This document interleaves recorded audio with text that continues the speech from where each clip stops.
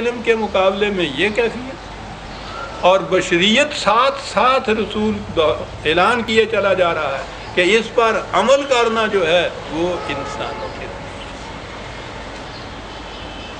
اسی لیے قرآن نے یہ کہہ دیا کہ کل کو اگر وما محمد الا رسول قد خلت من قبلہ، کیا بات کہ سن رکھو محمد بجوزین اس کے خدا کا ایک قاصد بھیجا ہوا رسول ہے، اس سے پہلے اس قسم کے رسول کئی آئے اور اپنا اپنا پروگرام پورا کر کے چلے گئے۔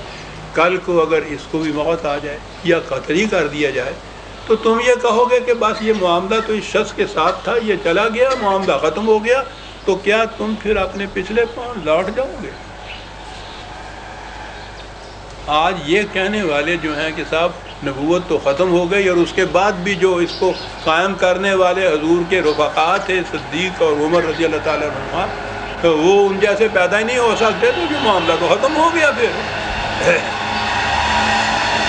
وہ تو وہی بات ہوگی جو قرآن نے کہی تھی کہ اس کے بعد تم یہ کہو گے کہ اب تو کوئی اس کو قائم ہی نہیں کر سکتا، تو اس لیے ہم اپنے نظام کہن کی طرف لوٹ جائیں۔ تو کیا یہ کرو گے؟ اس کے بعد یہ ہے کہ یہ کرو گے تو اپنا ہی نقصان کچھ کرو گے، خدا کا کچھ نہیں بگاڑ سکتے۔ ماتغا، یہ سارا کچھ عزیزان من چند منٹ باقی رہ گئے۔ یہ کاہے کے لیے سب کچھ کیا، اس مقام کے اوپر نبی کا پہنچنا، اس قسم کا علم حاصل ہونا، یہ کیفیت وحی کی ہونا، یہ سارا کچھ کاہے کے لیے؟ لقد رآ من آیات ربہ الکبریٰ، یہ سب اس لیے ہوا، اب اس کا بھی معنی ہوا کہ خدا کی بلند ترین آیات جو ہے اس کو وہ دیکھے۔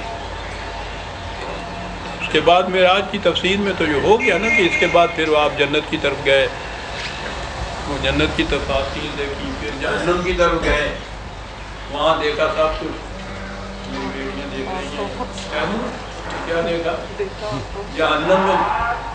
یہ حدیث ہے، حضور نے فرمایا کہ جہنم میں میں نے دیکھا تو اکثریت اور چلو پوچھے کہ کرو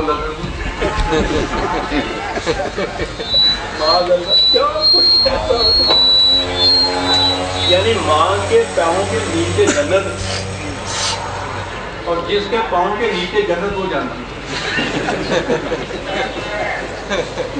ایوں ہے جس طرح جہنم کے انڈر گراؤنڈ کوسے دی ہوئی جنت اسے ماما کلوتیاں یا ہوں گی جانتی کیا عرض سینہ تمام داغ داغ پمبا کھجا کھجا یہاں تو سارا سینہ زخموں سے چھلنے ہوا، تو معلوم نہیں کہ میں کس قدر یہ سارا کچھ دیکھ رہا ہوں، اور اسے اسلام کہتے ہیں۔ بار بار لقد رآ من آیات ربہ الکبریٰ، یہ سب کچھ، یہ وحی، یہ اتنا مقام بلند نبی کا، یہ کس مقصد کے لیے تھا؟ آیات کبریٰ دکھانے کے۔ کیا ہوتی ہے آیات کبریٰ؟ خدا کی آیات کبریٰ میں نے عرض کیا نا کہ قرآن کا دعویٰ ہے، قرآن اپنے آپ کو خود سمجھاتا ہے، قرآن کو قرآن سے سمجھا جاتا ہے۔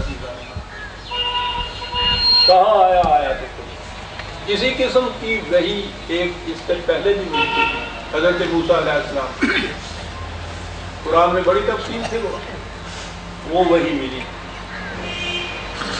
سارا کچھ کہنے کے بعد پوچھا کہ یہ کاہے کے لیے یہ وحی ملی ہے؟ سنیے، یہ ہے 20/23 لِنُرِيَكَ مِنْ آيَاتِنَا الْكُبْرَى، یہ سب اسی لیے کیا جاتا ہے کہ تمہیں ہماری جو بلند ترین نشانیاں ہیں وہ دکھائی جائیں۔ وہ کیا تھی نشانیاں جو دکھائی جا رہی؟ یہ تو ابھی تک پھر نظری بات رہی، ذہنی بات رہی، قیاسی بات رہی کہ ہم اپنے ذہن میں فیصلہ کر لیں، وہ ذہن سے فیصلہ نہیں کرنے دیتا، کہتا آیات کبریٰ کہاں دیکھی جائیں گی، کہاں دکھائی جائیں گی؟ اذهب الى فرعون،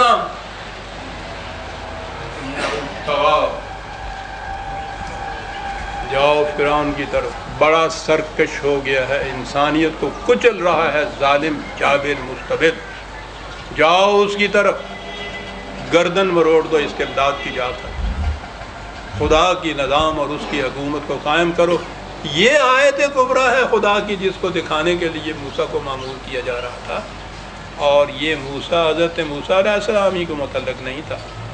وہی سورہ اسراء بنی اسرائیل جسے کہتے ہیں، جہاں سے بات میں نے شروع کی تھی کہ پہلی آیت میں یہ چیز ہے، سبحان الذی اسریٰ بعبدہ لیلا من المسجد الحرام الی المسجد الاقصی الذی بارکنا حولہ، جسے کہا کہ خدا کی ذات بڑی پاکیزہ۔ میں نے کہا تھا نا کہ اس کا ترجمہ کرتے ہیں کہ وہ راتوں رات مکے سے بیت المقدس کی طرف لے گئے، معراج کی پہلی سیڑھی۔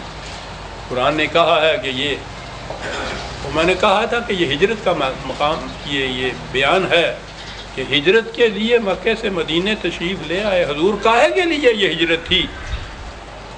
لِنُرِيَهُ مِنْ آیَاتِنَا، وہی الفاظ آ رہے ہیں کہ ہماری وہ آیات علامات جو تھی دین کے برحق ہونے کی، جو مکے کی زندگی کے اندر مضمر اور پوشیدہ تھی، محسوس طور پہ سامنے نہیں آئی تھی، مدینے لے گئے آپ کو کہ وہاں جا کے یہ محسوس و مشہود شکل میں سامنے آ جائیں۔ آئی سامنے، پھر مملکت قائم ہوئی وہاں، ہر جنگ میں ان کو شکست ہوئی، اس کی وسعتیں پھر پوچھو نہیں، فارس اور روم تک پھیل گئی۔ یہ آیات خداوندی تھی، حضرت موسیٰ کو بھی یہ دکھائی گئی، بنی اسرائیل کے متعلق بھی وہی الفاظ آئے ہیں کہ ہم نے استخلاف فی الارض ان کو عطا کیا۔